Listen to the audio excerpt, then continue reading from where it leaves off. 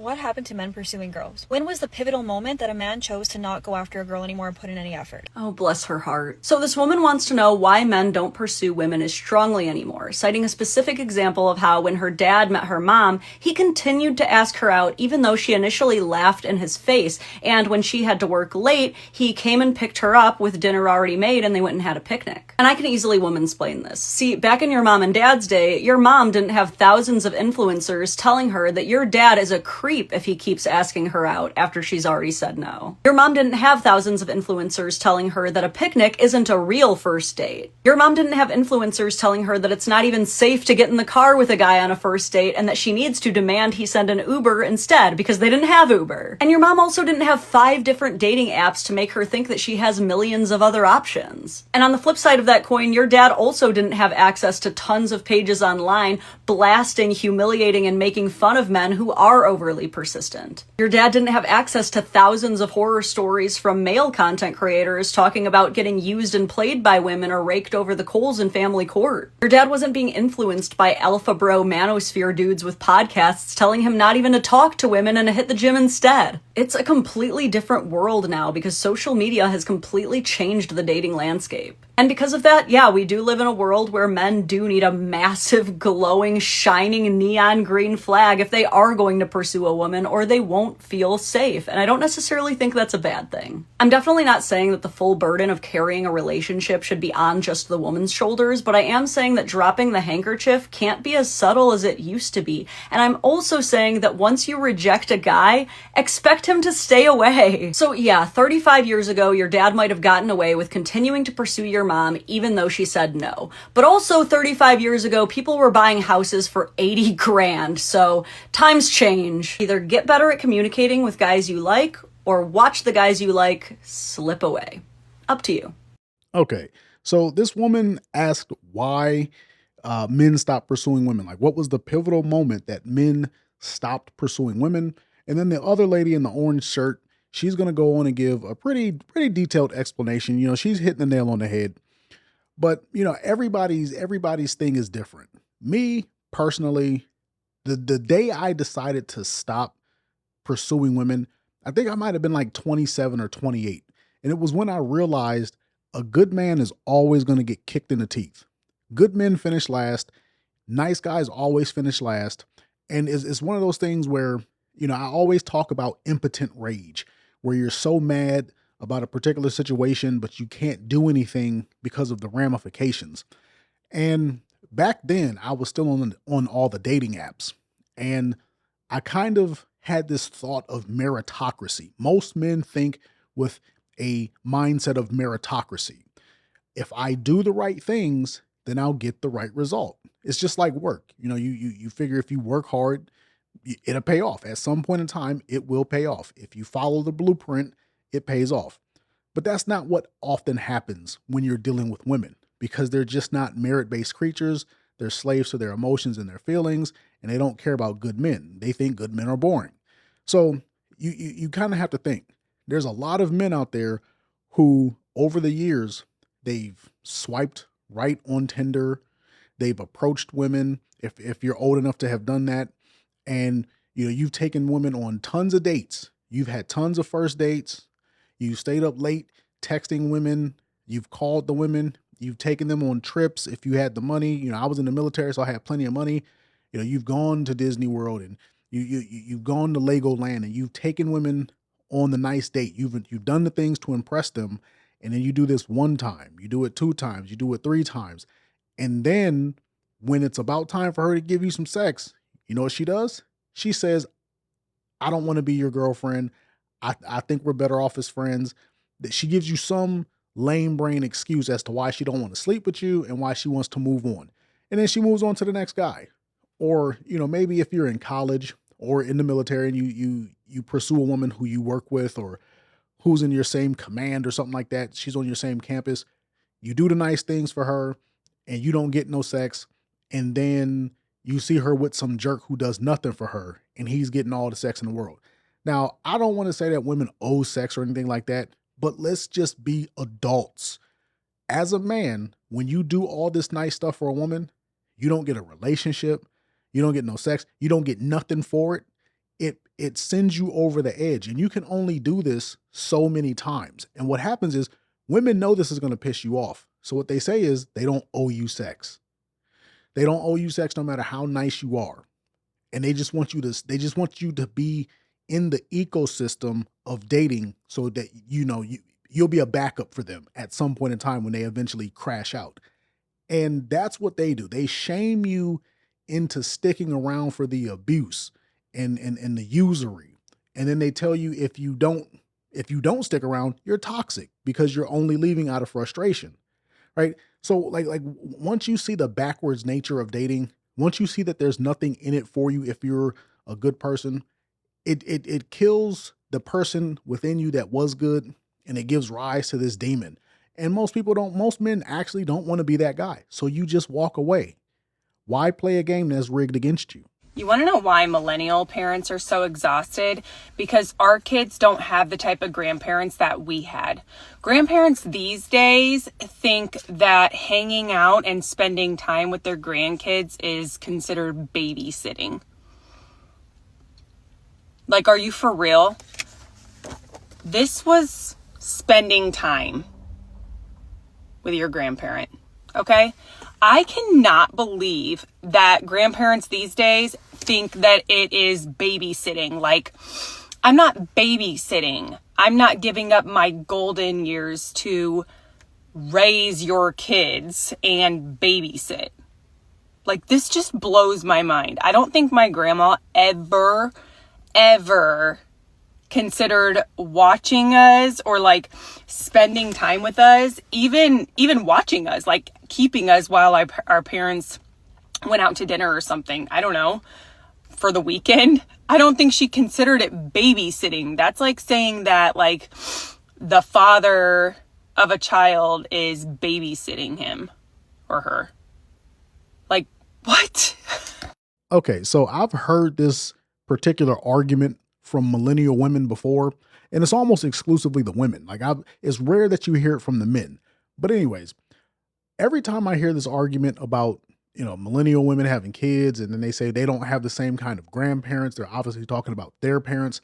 The question that always comes to my mind is, how old were you when you had your kids? Or how young were you? Because I distinctly remember when I was born, my grandmother was already deep into her 50s and she was retired. So my question is always, as a millennial myself, I know all the women that I went to school with, all my contemporary female peers, they had their kids super early. They were all popping out babies at 15 and 16. Like, every single one of them had a baby before they were 20. So I always ask, just like, how old were you when you had this kid? Because most likely you had that kid at a point in time where your mom and your dad, if he was around, both still had to work. So you can't expect too much support when everybody's working. You should have stayed on the porch. This is why I always talk about when women get power and independence, the first thing they do is they abuse it with their body. They have a baby and they ruin their life, and they ruin the lives of other people around them because it takes a village to raise a kid. Then the secondary thing that happens, oftentimes women spend too long partying and sleeping with guys in whatever city they're in. And then they have a baby at like 34, 35. And then at that point, your parents are way too old. Your parents are deep into their 60s or in their early 70s. And now you have to depend on geriatrics to babysit your kid. And how much energy are they going to have at that point? So it's just always kind of funny when you talk about power, independence, freedom as it pertains to women, and they never really give any thought to what's going to happen 5 years, 10 years, 15 years down the road. It's just one of those things where, women, they're great people, but they're horrible planners. They don't have any long range planning when it comes to their power and their independence and their freedom. Children should be more scared of their fathers than they should be of the police and teachers. And what I mean by that is, if I commit a crime, my worry is not the police officer. I could care less about him. My worry is when they tell my dad. Because I respect my father more than I respect any police officer. Like, who's that? Or like even the teachers, I couldn't care less what the teachers thought. I'd be like, if they tell my dad's going to kill me. That regulated kind of behavior meant I didn't step on police toes. They're last of my priorities, where if I felt like I could do whatever I want, whenever I want, and my mom and dad are still going to love me, or my husband's still going to love me regardless, I'm going to do whatever I want. You know what's crazy? I remember distinctly that when I was a kid, I got in a lot of trouble. Like I was the kid you just swore like I was going to end up in prison. And I had a lot of friends who were kind of like me as well. And the key difference between me and my friends was that I would always get in trouble at school in a somewhat regulated environment, but I would never get in trouble outside of school. And my friends who were also bad, I won't call them friends, I'll say my contemporaries who were also bad, they never got in trouble at school. Like they never had detention, they were rarely ever suspended, but they would get out into society and they would vandalize homes, they would steal bikes, like they were really criminals. So it was like they were practicing being horrible people up front, and then or they were practicing being good people up front, and then on the back end they were being horrible people. And then for me it was the exact opposite. I was just horrible up front, and then on the back end where real consequences resided, I actually knew how to keep my stuff together. And it was always because A, my mother disciplined me, and B, I already like my parents were always like, if you go to jail, we're not coming to get you. I distinctly remember my parents saying, if you go to jail, I'm not coming to visit you. If you get drunk, do not come home. Just stay where you're at. If you get drunk, if you get high, you can't be high in my house. If you get drunk or you get high, do not come home, stay where you're at. If you don't come back before a certain time, like when I was in high school, it was between like 10 o'clock and then midnight when I got older. It was like, if you don't come home at this time, don't come home. Just stay where you at. Don't come back knocking on the door, this, that, and the third. And I just remembered like there was real consequences. So this woman is 100% right. People who didn't have consequences in their home from their parents, those people always turn out to be monsters. Like I had consequence at the house. The school couldn't do a whole lot to me other than suspend me, and I always got beat for that. But I always just wonder like what was going on in the homes of my contemporaries, my peers who ended up in prison, you know, for long stretches of time, even when they were in like kiddie jail. Like what is going on that your parents don't discipline you? So this woman's 100% right. Yeah, no, we still flew a normal flight on the way up here, which is not good. Okay, there seems to be a little economical misunderstanding. You play a sport that generates $0. All right, so I don't know what kind of sports you guys watch. I don't even know if you guys watch sports. Whether you do or whether you don't, you have 100% heard all the arguments being made by WNBA players about why they need more money and how they don't get enough money and exposure and things like that because they're so vocal about it. And if you've heard one argument for them, you've heard 10 arguments against it. And there's only really one argument against them getting the money they want, and it's always you don't make enough money. Your sport does not generate any money. And like this guy said, they play a sport that not only makes $0, it loses money. The WNBA has operated at a deficit since its inception, like 30 years ago. So like this year was they grossed the absolute most amount of money and viewership that they've ever grossed, and they still came up short something like $40 million. Absolutely mind-boggling. Like they don't turn a profit. Here's the problem. Women, they 100% know that their product is inferior and that it doesn't turn any profit and that it's worthless, but they don't care. There's certain arguments that women are going to hold on to no matter what. They don't care about what's real. They don't care about equity or equality. They don't care about any of that. They just care about getting things. And this argument of sports equality, they want more money, but they actively know that they don't generate any money. So what do they say? Well, we would generate money if you guys gave us more exposure. If you spend more, even though we're already operating at a $40 million deficit, if you spend more money, then we'll eventually make that money. They want you to throw good money after bad money, right? They know. Women always know. When you're trying to talk logic and you give them an irrefutable talking point that's based on money and is based on mathematics, they already know. They just simply don't care. Don't indulge women in conversations like this, like the wage gap. Never talk to a woman about the wage gap. She knows there's no wage gap. They know they're not getting paid less. They just don't care. It's just a form of greed, and they're going to use shaming to try to close that gap. But as you see, the corporations aren't giving into it because it's basic dollars and cents. You are in the whole $40 million. We're not going to give you one plug nickel more. You're not worth it. Here is an example of how sexism is so ingrained in our culture, we don't even realize it's misogyny when it's right in front of us. So I went to a bar yesterday and I found this sign up on the wall. Now, first of all, I found it extremely distressing that I had to actually explain to a male friend why this sign is misogynistic. But what I found even more distressing is that when I called the bar today, a woman answered the phone and it sounds like the woman owns the bar. Now, that isn't surprising at all, but what was surprising is the fact that she knows this sign is up on the wall. And when I explained to her the reason for my complaint and how damaging this narrative is and how damaging this sign is, she told me that the sign was just humorous and that essentially I was complaining for absolutely no reason at all. So if you're not sure why this sign is misogynistic and sexist, I'm not going to waste my energy. You can go away and you can do your own research on this. But unfortunately, misogyny is everywhere. And it is so dangerous because it is so ingrained in our culture that most of us don't even realize when it's right in front of us. All right, so we have another stereotypical upset feminist. This woman is mad because men have a sense of humor. And I guess actually what you could really say is she's upset that women have a sense of humor because this sign that she says is so offensive was on a bar that I guess a woman owned. Now, at the end of the video, she goes on to say, if I need to explain why it's offensive and why it's toxic and misogyny, then I'm wasting my time and you guys can go do your own research. So she has no way of explaining it. She's just throwing out buzzwords. She's just throwing out verbology that she's been programmed to throw out. Anything that upsets a woman is dangerous, which makes absolutely no sense, but that's what they do. I'm upset, therefore whatever is upsetting me it's dangerous. It's misogyny, it's toxic, it's anti-woman.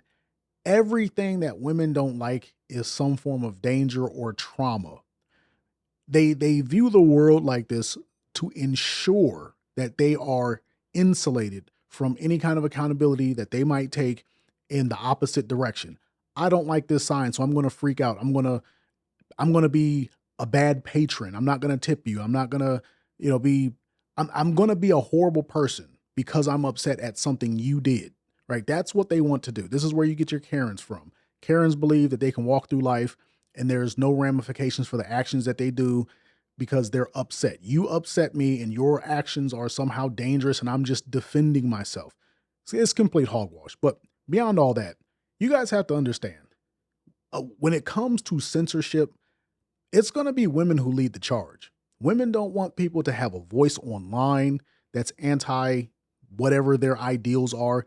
And keep in mind, if you're against their ideals, in their mind, you hate them as people. You hate their existence. Women don't want you to be against their ideals. They don't want you to talk against their talking points. If you hit them with logic in regard to what it is that they're saying, then all of a sudden you're hateful, you're bigoted, this, that, and the third. We've been saying this for the past few years. You know you can't hit women with logic. But it's just funny to me that this woman sees a sign that's humorous, and the sign is just about men going to a bar. I don't know if women frequent that bar. I'm going to go ahead and say that this woman was told by maybe one of her online followers to go to this bar because they have this offensive sign.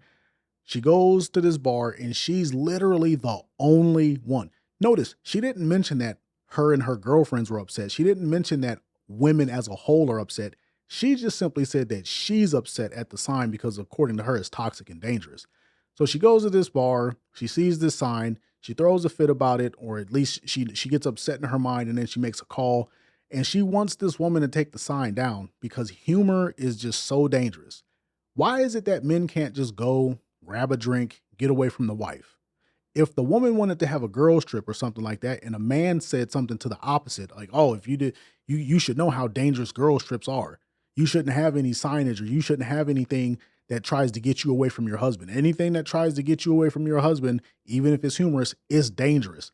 If a man said that, they would call him toxic and they would just ignore him. So when you see women like this, you have to understand she's just putting on a show for social media. There's no real issue, but this is just what they're going to do. Stop talking shit about women who make corn. Okay, stop talking shit about women who work in that industry, because for one, women see you do that and they respect you less. They want to be with you less, right? And for two, these are some of the most intelligent, business savvy, and socially conscious people that I've ever personally met in my life. Genuinely. You think that they're in the industry because they want male attention, but the truth is they're so hot that they were going to get the male attention anyway, and they figured out how to monetize it, right? They figured out how to get the bag. These are women that deserve our respect. Okay, so you see Mr. Super Blue Pill guy over here with his weirdo hat on. When I first saw this pop up on my timeline, I thought that this guy was just being satirical. Like I thought he might be making a joke. So I went and I checked out his page and I saw more content like this. So I thought the whole page was like a satire page. And I'm so hoping that it is. Like maybe I've misinterpreted everything. But from what I can see, like this dude's whole page is this kind of stuff. And it's not satire. Like he's really on it like that. Then I thought, okay, maybe he's just kind of grifting this male feminist thing. But then he says, you know, oh, I'm straight and I'm into women. But it's like it would be different if he was a Derek Jackson, like he was suave and he was talking in the direction of women. Cause then it would be like, okay, he's just getting his bag on the internet and he's talking his pro woman talk so he can get some girls. But that's not it. Like he's a loser. He's ugly. I don't know if he like keeps in shape or anything like that. Cause I didn't see anything, you know, with him flexing any muscles, but I want to warn you guys about these aggressive blue pill beta guys. In San Diego, there are so many MMA gyms, and a lot of these blue pill half homosexual men go to these gyms. They learn how to fight. I don't know that they necessarily hop on the internet, but they are like super pro woman, super, you know, male feminist types. And I have seen these guys start fights with other men who are like, I won't say anti-woman. I'll say more red pill. I've seen them do it on like college campuses. I've seen them do it out on, you know, a Friday, Saturday night type of deal. Like there's just a debate that's going on, a question that's going on. Maybe there's like content creators. Like everybody has seen those content creators who go out into the party cities and they're asking certain questions. And if a red pill, you know, question gets asked, these people will step in and they'll make it a whole thing. And they'll offer to fight you first. And these guys, because they're training, they'll knock you out. They'll take you down and choke you out. And that's their way of getting on with the women. It's the only thing they have in life. Like they're broke. Not all of them are short. Some of them got a little bit of size to them, like 5'10" to 6'1", 6'2". But they're like they're losers and they're blue pill betas at heart, but they're dangerous because they're willing to crash out. And all of them that I've seen so far have been white. So we all know that black women keep crash outs on deck, but white women are starting to get crash outs too. And these dudes are training and they're dangerous. So I'm not going to tell you guys to go out there and be prepared for a war between the blue pill and the red pill. I'm just going to say, maybe, you know, get your knuckle game up, learn how to fight, because these dudes are out here and their main way of getting with girls and seeming impressive is getting in fights with so-called red pill dudes who disagree with women. So just a friendly heads up. If I wanted to take you on a first date, what's the absolute most I should spend on it? Spend as much as you want, the fuck? So I could go all out, boss to the wall, fancy on day one? Yeah. Fly me somewhere. Let's fly, let's have a dinner, let's do something crazy. But if I fly you out for the first date, do you think that sets the tone for what a relationship should be long term? I don't think so, because I'm down with a $500 dinner and I'm down with grabbing Domino's and going home and getting in bed. Like, there's range. So I could say, come to my place and we'll just order pizza on date one. Period. I love Like I meet you tonight and I tell you tomorrow come over. Yes, that's vibes. But you don't think giving it up too soon kind of puts your value down in a man's eyes? I personally am not like a fuck on the first night kind of gal, but to each their own, period. Like if you're feeling How long would you want to wait minimum? 3-4 days. Like, we've established, we know each other, like, vibes are good, I trust you. Then you can catch the coochie. If you want to catch a coochie, you can catch a coochie. All right, so you guys heard what this woman had to say. She said a lot, but I want you guys to focus first on the last thing that this woman said. The last thing that this woman said is if the vibes are right, she's down to put out on the first night. Now, she's saying this after she already said that she's not going to put out on the first night. So that means if the, like she said, if the vibes are right, she's going to break her rules. Now, I want you to also focus on what she was saying throughout her interview. She's essentially saying, if you make her feel a certain way, she's willing to do whatever. And this is very indicative of most women. If you make them feel a certain way, they're going to break their rules. But I want you to focus on what I said. If you make them feel, that means they already want to do it, right? For the most part, they already want to do it. But more specifically, they want a reason to do it that doesn't involve them looking a certain way. They want a man who's so much of a man. He's so handsome and he's so much of an experience. He was so funny and he's so charming that she just had to give herself up, right? She wants to go out there and do these things with this man. She wants to go out there and hoe around, but she doesn't want to be judged for it. And she removes that judgment that would normally come to her if you were so suave and you said all these things and you did all these things. This is why when a lot of women break up with you, they'll say, well, you made me feel this way. You made me think this. I'm so hurt because you did. It's always what you did. It's always how you made them feel. Even think about what she said in the beginning. She's saying, I'm willing to go on a $500 date or just grab pizza and get in bed. She's willing to go on the $500 date because there was some loser who took her on a $500 first date. And then she's also willing to just go get Domino's and hop in bed. Even now, keep in mind, hopping in bed means that there's going to be intimacy. Even though throughout this clip, she said, I don't do that on the first date. And then she immediately contradicted herself at the end. So this woman was lying start to finish. But she said, I'm willing to go get Domino's and hop in bed. That's because there was some guy who was so manly, he was so charming, he was so this, he was so that. He just took her to go get pizza and they got right in bed, right? So when you guys hear women talk like this, just understand there are, and you've heard this 1,000 times from every other content creator, it's rules for thee, but not for me, rules for some, not for others, right? They're always going to break the rules for the tall guy, the hot guy, the this guy, the that guy, because they want to break the rules. They want to do that in the first place. They just don't want to be judged negatively. They don't want to be judged by their girlfriends. They don't want to be judged by society. And they want to be able to tell a story where when their girlfriends, their mom, their sister, whoever, when they hear why she did some hoe stuff, it's going to be very relatable because the guy made her feel. The guy set this tone and she was just enthralled and she was encapsulated. So don't be fooled by women when they start talking about their rules and their standards, because there really are none if you're the right guy and you can, quote unquote, make her feel a certain way.